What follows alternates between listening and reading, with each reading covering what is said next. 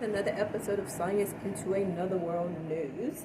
Before I get started, I want to give a thanks and a shout out to all the new people that subscribe to my channel. So I really appreciate it, you guys, and thanks for showing your support to listen to me give my thoughts and opinions about all things UFO related and abductions and other strange phenomenon that's going on out there in our world. So there's a couple of different things I'm going to talk about tonight, and I think the first and foremost thing is I want to talk about the UAP study report that came out by NASA. So there was a UAP study group that was put together back in 2022. They finally concluded the report and issued the report on September the 14th. And lo and behold, which I am not surprised, the report turned up nothing. The report says NASA UFO report finds no evidence of extraterrestrial origins for UAP sightings, which that's what I expected. I didn't expect anything to come out of NASA because NASA's always been very hostile and negative toward UAPs and alien abductions and UAPs coming here and them being alien related. They've never, ever been supportive of the idea that UAPs are related to aliens. So that's no news. That's nothing surprising to me. So let me see what it says on the report. I'm going to read a little bit for those of you who haven't read it. NASA UFO study team released its long-awaited first report today, which was September, I believe this was September the 14th. Let me look at the date. No, it was published 13 days ago, which was around September 14th. And while experts found no signs of extraterrestrial origins for reported sightings, the space agency is appointing a new chief to study the phenomenon. NASA commissioned the independent panel of experts in 2022 in order to inform NASA and other government agencies how better data might be collected and analyzed in an attempt to understand UFOs or unidentified anomalous phenomenon as they are now known. I'm going to always go with UFOs. They can change it to UAPs or however they want it, but it's still going to always be UFOs for me. Let's see. As they are known, let's see. The term was adopted by the U.S. Department of Defense in order to encompass not only objects or events in the air that can't immediately be identified, but also those underwater in space or that travel between domains. The top takeaway from this study is that there is a lot more to learn. NASA Administrator Bill Nelson, which I think he's completely clueless, said Thursday, September 14th, while releasing the report, the NASA independent study team did not find any evidence that UAPs have extraterrestrial origin, but we don't know what these UAPs are. I mean, how hard did these physicists and astronomers and really dig and look? That's my question. They found no evidence, but did they actually look for evidence? I mean, because I think they're doing this just for appearance. It's just for show. I don't think they actually dug and really looked for evidence, because NASA might be a civilian agency, but they're under the thumb of the Pentagon and the Department of Defense, so they're going to take their orders from them. So if they tell them to say you found no evidence, they're going to say they found no evidence. But there's been a history of NASA actually encountering unknown objects out in space, especially when they had the space shuttle mission and it was going up on some I think they were called STS missions, and you can look it up on YouTube. There's videos up there. There was a really good video of an object. There's an object seen coming into Earth's atmosphere, and for some reason it stops and completely goes back out into space. Then you see a flashlight, and then this thing comes shooting up, which must be some type of weapon that was trying to hit this object. But it is clear as day that whatever this was coming into the atmosphere was intelligently controlled, because it knew something was being shot at and it went back out to space. And there's been other cases where objects has been seen out in space, caught on these cameras out in space. I think maybe someone was off the shuttle, and maybe someone was like satellite camera footage. I don't know.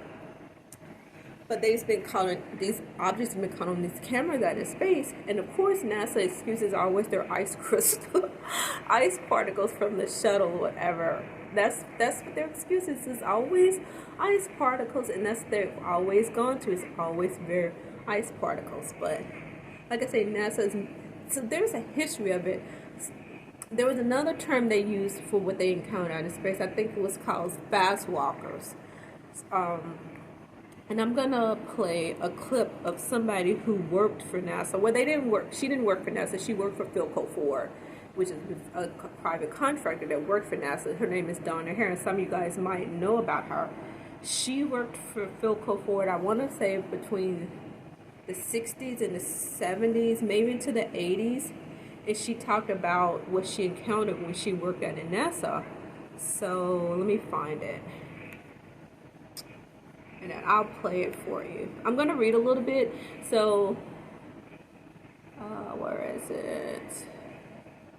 So NASA used Santa Claus as a code name for 3 UFOs spotted on the moon during the lunar landing. And that's the other thing. Back in the day when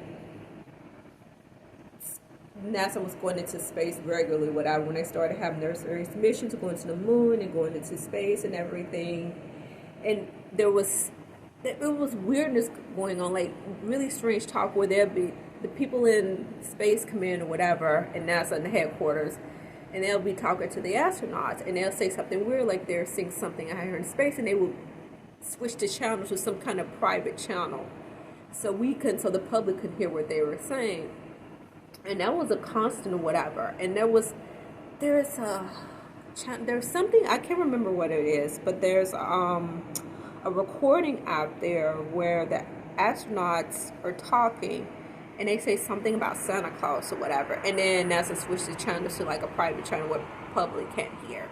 And that happened all the time. But yet NASA said there's no evidence of ETs coming here and they've never encountered things. It's just absolutely preposterous. It's just ridiculous. Anyway, let me go back to this. So this was an article done by John Austin. This was back in December 25th, 2015. So, okay. A former NASA contractor has claimed there were 3 flying saucers on the moon during one of the NASA lunar landings, but the whole episode was covered up.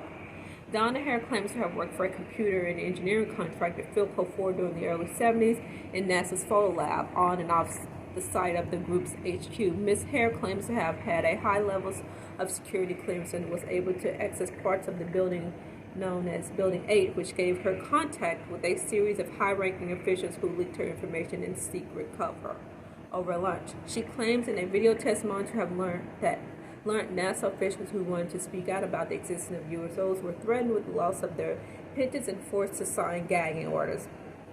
She even alleged one of her contracts who leaked her information had disappeared off the face of the earth. And I am going to play a clip that she did back in, I think this was like about 9 years ago.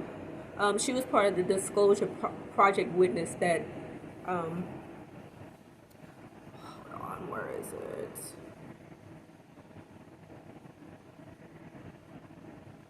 Hold on, I'm looking for the clip.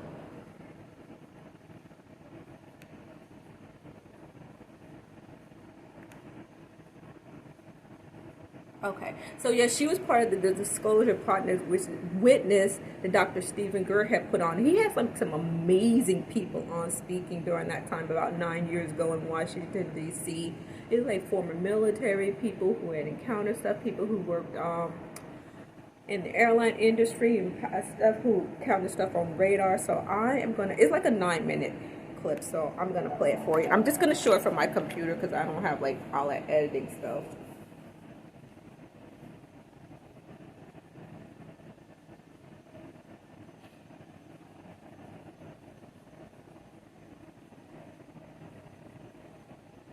I'm sorry if my hand is unsteady. My name is Donna Hare. During the 70s and 71, I worked in the Building 8 of NASA for a contractor. And I hope you can hear this okay. I'm outside on my patio, and the air conditioning unit is running. Over the years, I worked in the photo lab, I worked in different areas of the company, on and off site. During the 70s, I don't know the exact date, but I walked into the photo lab, one of the restricted areas. I did have a secret clearance, which I was not aware at the time. There were clearances higher than I had, because those clearances are supposed to be kept secret, that you have them. So I didn't know.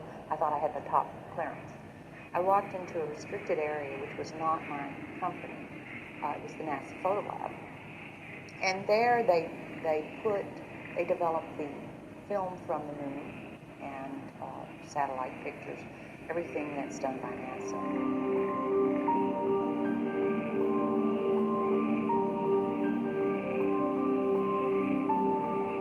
There was no technology. We were creating it as we went along.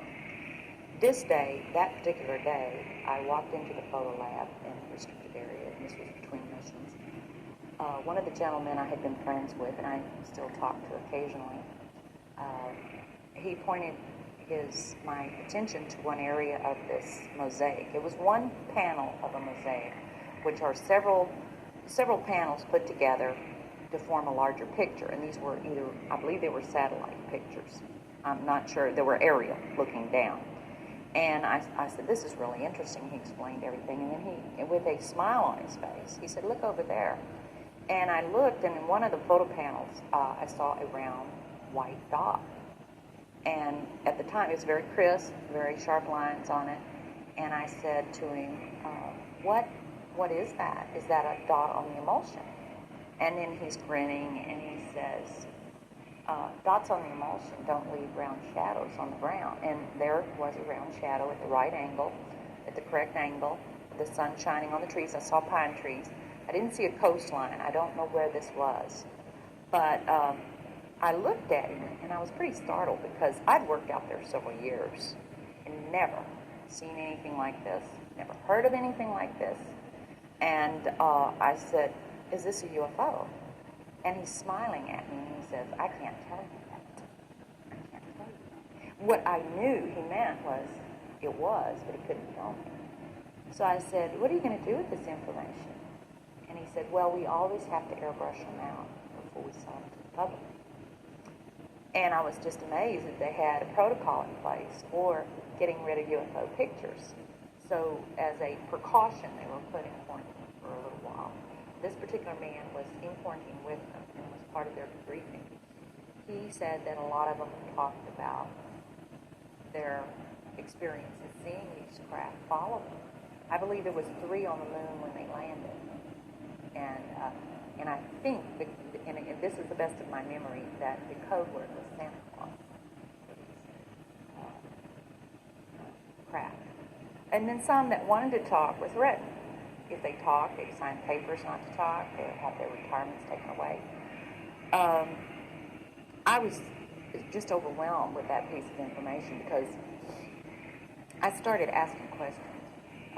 Certain people that I would know were key people in the organization. I'd take them away from the site.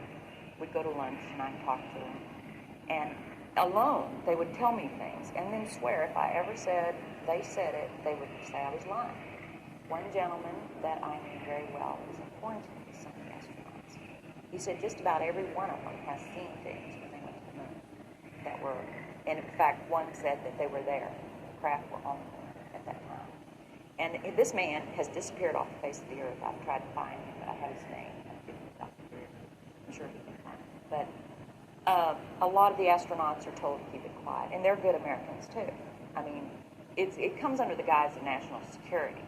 That's just something that I feel over the years has been kept quiet. And how it's been kept quiet, I don't know. I have no idea. I asked guards, security guards. I ran into another security guard that was forced to burn a lot of UFO pictures. And he told me, he came into my office one day. This was when I worked at another job. He came into my office, and he was very frightened. And he said, John, I heard you were interested in this subject. He said, I used to work out there. And one day, some soldiers came in fatigues and had me burn pictures. And he said that he was burning them, and he was forced not to look at them. But he was tempted. He looked at one of them, and it was a UFO on the ground. Shortly thereafter, he was hit in the head with a gun butt, and he still had a scar on his forehead from being knocked out because he looked at the picture. Now, this gentleman was terrified. He was scared out of his mind. And he also said that in the picture was a UFO with little bumps on it. It looked like it had just landed. It's very hard to know this. But again, I have talked to people that know about it, and it's like a little underground. Don't come to afraid. Most of them were very afraid. And I guess I'm not afraid because I wasn't debris. There was a point in time I had some people come out and tell me I shouldn't talk about this. They didn't threaten to kill me, but I got the message I shouldn't talk about it. But I'd already talked about it so much it didn't really matter anymore to friends. And people either know it or they don't know it or they're not sure. And like I said in the informal congressional hearing, I really started feeling like this topic was about like sex. Everybody knew about it, but nobody talked about it in this company. And that you knew about it, you would have like a friend. He was so terrified, he would get so frightened, like I'm going to tell her. And I wouldn't, because, he hasn't told her. It would probably put him in jeopardy at this time. And I'm waiting for that to come public whenever this congressional hearing was protected. And he would be one of the ones that would probably not come willingly because he's very frightened. He was so scared that I was going to say something. And I have not. I don't want to hurt anyone. And I trust Dr. Greer. I feel he's done everything he said he would do as far as protection and secrecy of what I give him for now. I want it to come out when it's necessary and proper and do something. I don't want people that are trying to go around cleaning up their mess and getting rid of these people or hurting them or challenging them or making them so frightened to move away like this one man I know that has just disappeared off the face of the earth. Just disappeared. I just don't want that. I don't want them to, a lot of people have asked me, well, what senators were this congressional hearing? Which witnesses do you know and what are names? And I don't give that out in public. Greer has them like that. It was very critical that we do this perfectly. We had also simulations before the mission that would generate what they expected the craft to do.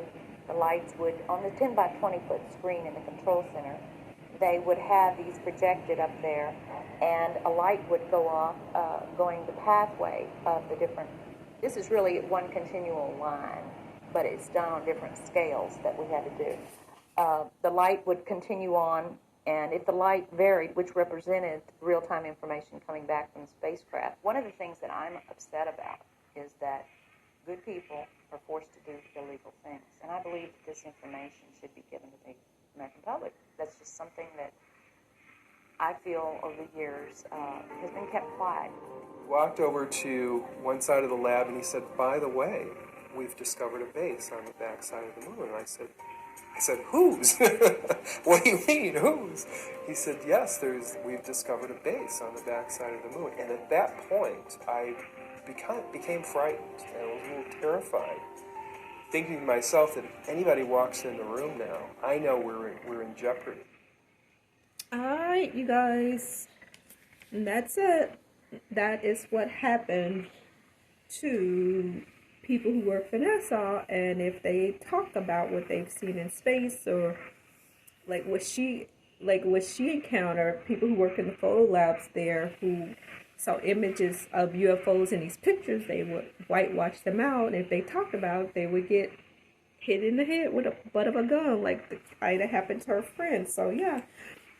Oh, and the guy that followed her is the late Carl Wolf. He actually got killed in a bicycle incident a couple of years ago, but he was a sergeant, I believe, in the Air Force. And when he worked for the NSA, I believe back in the 60s, he was called over to work on some type of photo equipment in his lab over there. And when he got there, there was all these top important looking officials there. He didn't know what they were there for, but he found out when he got there, there was somebody in the lab that was with him. And the guy who was working in the lab with him, because I think they both had like top secret clearance, but I don't think Carl Wolf was supposed to be told what he was told.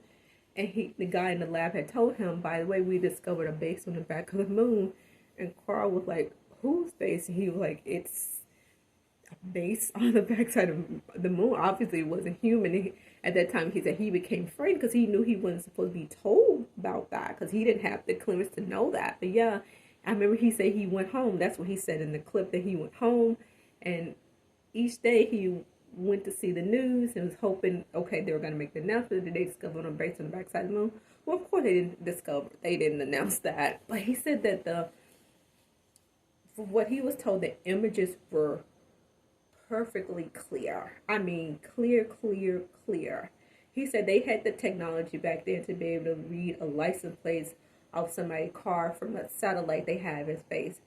But all of a sudden, these images that we see of UAPs caught on camera are all so grainy. It's just really, really weird. Anyway, yes, so that's the history of NASA. That's what they do to people who talk about what they've seen out in space. And I'm pretty sure it applies to the astronauts too. So yeah, so when NASA said there's no history, there's no evidence of UAPs, they're just outright lying. Now maybe the UAP study team probably has no clue. Like I said, I don't even know if they've done their homework.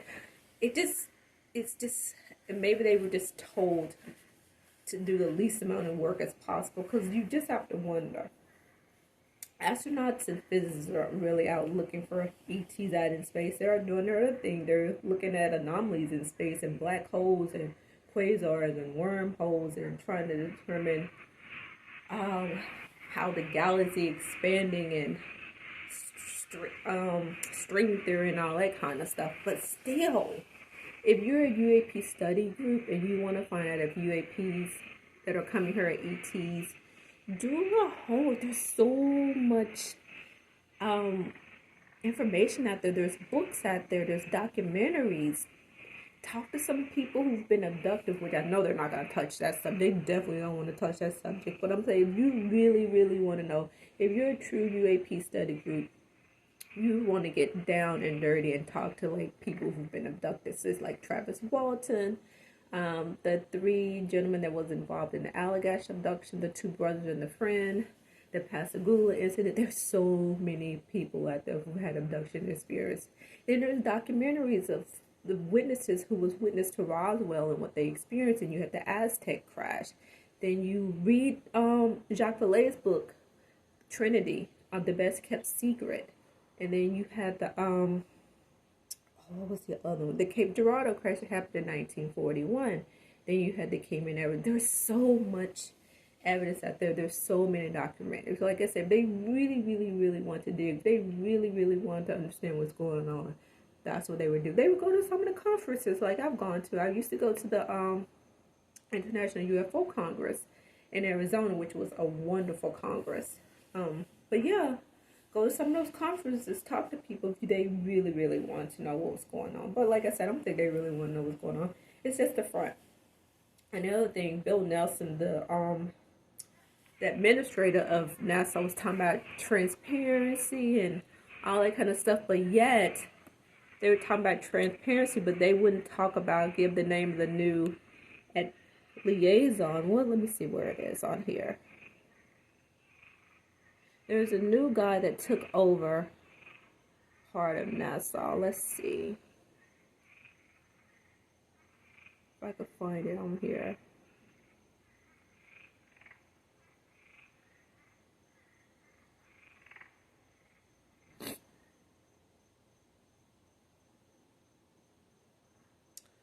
Oh,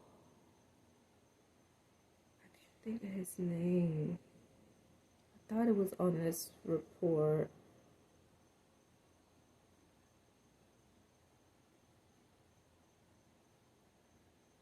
So there was a new UAP research director that was appointed to the UAP study team, and of course NASA didn't want to release his name. But then they were talking about transparency, but then they didn't want to give out the guy's name. How can you talk about transparency, but then they not want to release his name? They eventually released his name. I was trying to find it, so I can't remember what his name is off the top of my head.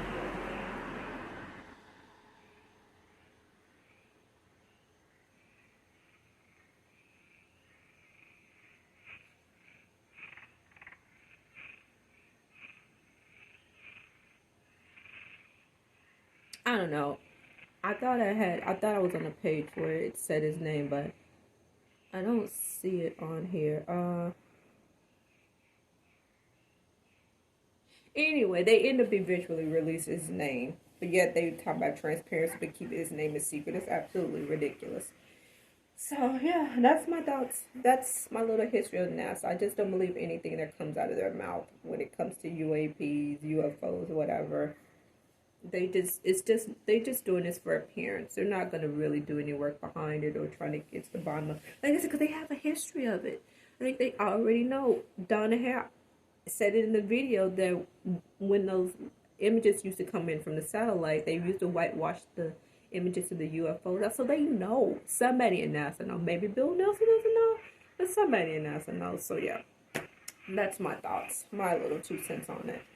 And so the other thing I wanted to talk about was those videos that were released from CBP, Customs and Border Patrol, those 10 videos that was, I guess, for your request, and it showed like images of UFOs.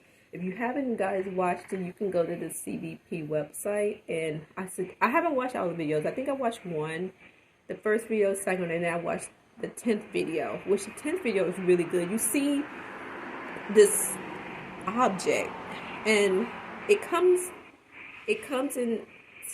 from out of nowhere, the appearance of the camera, and it's flying over. I guess it's by the airport in Puerto Rico, but I'm pretty sure this happened a couple of years ago. And you see, it's checking out the airport. It flies over by this semi truck. It's like it's looking at it or analyzing or scanning or whatever. Then it goes behind this hill. And it hides behind the hill for a couple of seconds, then it rises back out of the hill, and it gets close to the building, then it goes out of the frame for a second. But yeah, if you guys haven't watched it, I suggest you guys check that out. I was really surprised to see these videos came out of CBP. I'm like, Custom and Border Patrol releasing UAP videos? I'm like, that's really interesting. I didn't expect that, but yeah. But I'm actually surprised that they released them. I mean, because they could have easily lied. I know somebody submitted a FOIA request to get them, but they could have easily lied and said they didn't have the videos or just not release them. But yet, they did. They released them. Also, apparently, there's supposed to be more whistleblowers coming out in the future, so we shall see about that. And I also know Tim Burgess said he had a meeting with NASA officials or whatever. He said the meeting was very disappointing. He said they were evasive and they act like they didn't have any knowledge of anything, that's to be expected. I'm not surprised. Like I said, NASA works under the hand of the Department of Defense and the Pentagon. Of course, they're going to be evasive. They take their orders from the Pentagon. So, yeah. Let me see. What else did I want to talk about tonight?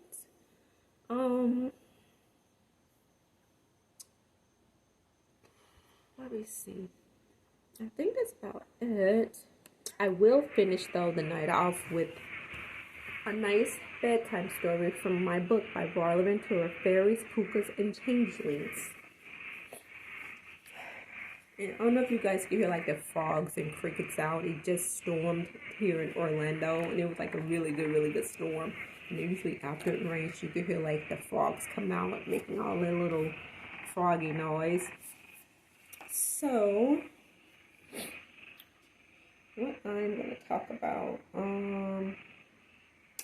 before I read into the story, I don't know if you guys have checked out over at Roderick Martin's channel, Why the Big Secret. So I listened to him last night, or should I say yesterday, because it's 1 o'clock here in the morning. His show came on like yesterday, like at 10 o'clock. But he was talking about whistleblowers coming out. And check out his channel if you guys haven't. It's a really good channel.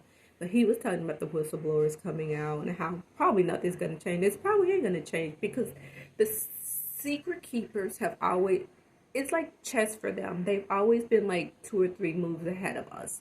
They've been keeping this secret so long, I think they know how to stay ahead of the game. And he was saying that even if these whistleblowers do come out, it's probably really nothing going to change. And he's probably right. It's probably nothing's going to change.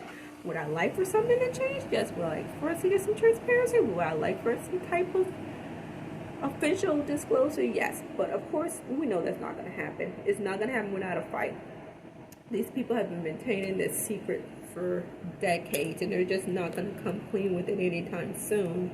he stated that you'd be better off trying to meditate and contact the ETs yourself, which I have said that in the past also. If you want to get any information, if you want to get any truth, you have better luck meditating, reaching out with your mind, or I don't know, contacting somebody who's been abducted multiple times who continue to be abducted. Have them maybe pass along a message to these ETs or whatever, because you ain't gonna get anything from these gatekeepers because they want to keep it all over themselves. It's I want to say it's all about power and control, but I don't think that's the reason they just keep it secret. I don't know what the real reason is why they keep it secret, why they're still keeping it secret. Maybe it's part of the hybridization program that Dr. Jacobs talks about in his book, which I have right here. Walking Among Us, the alien plan to control humanity. In this he's goes through hypnosis and regression therapy with a few people. I think it's like 8 or 9 people in this book who've been abducted since like childhood, maybe from teenagers, and they talk about a hybridization process, a breeding process, and maybe that's part of the reason. I don't know, but it can't be all based on this, because in this book he talks about typically the grays in this book who are doing the abductions. I think that insectoids or whatever, but there definitely appears to be other types of beings here. You have the Nordics, the tall whites. You have from like the 60s and stuff going on when people were talking about human-looking beings coming here. So there definitely appears to be more than one race of ETs coming here and doing their own thing. But yeah, so I don't know. You know, you might be better off trying to reach out to these ETs, because like I said, you ain't gonna get nothing from the gatekeepers, because they ain't gonna want to give it up. But anyway, back to the bedtime story for tonight. So I am going to read, let's see, from this chapter. It's called Forever Young. In his beautiful poem, The Stolen Child, Yeats offers the suggestion that the fairies do not steal children because they wish to torture the humans, nor because they are of evil heart. It appears that their intent is to preserve the purity and innocence of the child, to keep them in lifelong fairyhood, a world as magical as that of a child's imagination. So I'm going to read this poem, The Stolen Child, by William Butler Yeats. Where dips the rocky highland of Sleuthwood in the lake, there lies a leafy island where flapping herons wake. The drowsy water rats, there we've hid our fairy vats, full of berries and of bread is stolen cherries. Come away, O human child, to the woods and water wild, with a fairy in hand, for the world is more full of weeping than you can understand. Where the wave of moonlight glosses the dim gray sands with light, far off by furthest roses, we flitted all the night. Weaving olden dances, mingling hands and mingling glances, till the moon has taken flight, to and fro we leap, and chase the frothy bubbles while the world is full of troubles, and is anxious in its sleep. Come away, O human child, to the woods and waters wild, with a fairy in hand, for the world is more full of weeping than you can understand. Where the wandering water gushes from the hills above Glencar, and pools among the rushes that scarce could bathe a star. We seek for slumbering trout, and whispering in their ears, we give them evil dreams, leaning softly out. From ferns that drop their tears of dew on the young streams. Come away, O human child, to woods and waters wild, with a fairy in hand, for the world more full of weeping than you can understand. Away with us he goes, the solemn-eyed. He'll hear no more than the lowing of the calves on the warm hillside, or the kettle on the hob, sing peace into his breast, or see the brown mice bob round and round the oatmeal chest. For he comes, the human child, to the waters and the wild, with a fairy in hand, for the world's more full of weeping than he can understand. And that's my story from this book. So yeah, that's it. That's actually a really, really interesting book, Fairies, Poopers, and Changelings. It's a complete guide to the wild and wicked enchanted realm. So, that's it, you guys. Would I like to see a UFO? Yes. Do I want to have an abduction experience? Absolutely not, because it sounds awful, especially after reading Dr. David Jacobs' book, Walking Among Us. I definitely want to see something, but I don't want it with the abduction experience. I want it to be more like Star Trek, First Contact, where you invite me on and, you know, we do first contact things and stuff like that. That's what I want. I don't want to be put on some medical table and have probes and needles and things stuck into my belly button and my eye. And oh, there was this story I listened to, and I know I said I was going to eat it, but there was something else I wanted to talk about. I'm a part of Richard Dolan Member's show, and he was talking about Betty Andreasson, and her encounter was so strange. You have to go to his website. It's behind a paywall, but it's worth it. And you can pull up his video when he was talking about Betty Andreasson, and you can actually buy her book. And I think she's passed away, but you can actually buy her book and listen to what she experienced. It was just, her encounter was just weird. It was like she was abducted, and she was put in this tube, and this liquid came over her, and then she was transported somewhere, and she saw these humans preserved in these tubes, and then she was put on this table where her eye was taken out, and then they put something behind her eye and put it back in, and did she experience some alternate reality where it was like all red, and there was like these buildings where these, I don't know, these creatures like had one eye and slinky body. I don't know. It's just strange. And there was like a phoenix or something. It's an incredible story. You really have to listen to Richard Dolan talk about it. I'm not good at explaining stuff. I remember it perfectly. I could remember it perfectly how he explained it in my head. Someone more fascinating, interesting experience of her encounter. It was just the weirdest thing. But yeah. So yeah, okay, that's it. That's all I got for tonight. If you guys have any thoughts, want to share your abduction experiences, leave it in the comments below. I'd love to hear about people abduction experiences or what they've seen or UAP encounters. So that's it. Now I'm finna go watch Ahsoka on Disney Plus. I'm out. Bye for now.